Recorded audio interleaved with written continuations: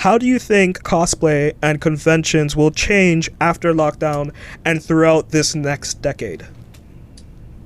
I mean, coming into the school I'm going to, it's in a completely different state, but I'm not going to say which one of privacy reasons, obviously.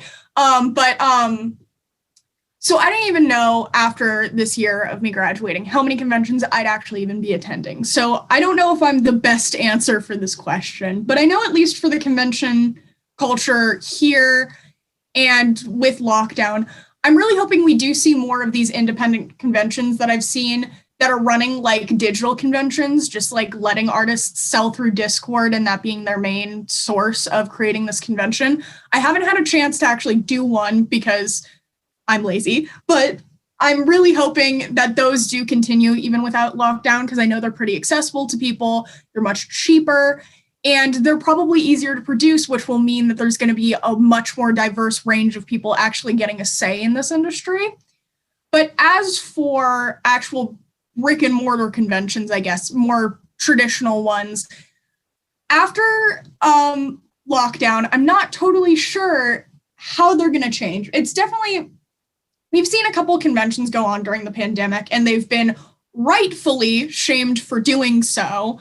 So I definitely think that a lot of conventions that were big staples that have done things like that for obviously like trying to just make back investment and stuff like that, I feel like those are gonna go away a little bit. Obviously, they're always still gonna have supporters who are like, well, I've always gone to this one, so I'm gonna go to it again, even though they did that terrible thing.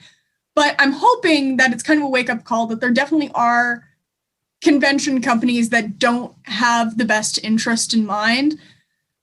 And I'm also hoping that ones that do have good interest and will prioritize the safety of guests and stuff will become stronger and bigger conventions compared to those ones. I hope so too, because I want to see some change.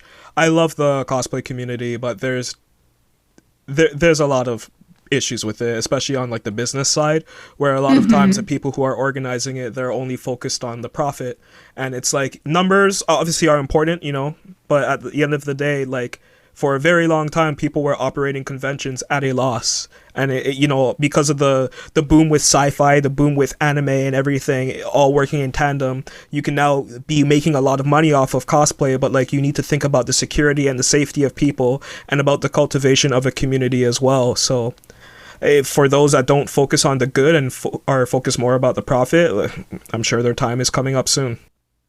It's definitely coming out of left field to say that, but another thing that I think will feed into that, people trying to make a quick buck, I feel like a problem after restrictions are lifted and things are safe again, I feel like with the rise of TikTok, especially over this convention, it's made cosplay even more mainstream than it kind of already was over the last year.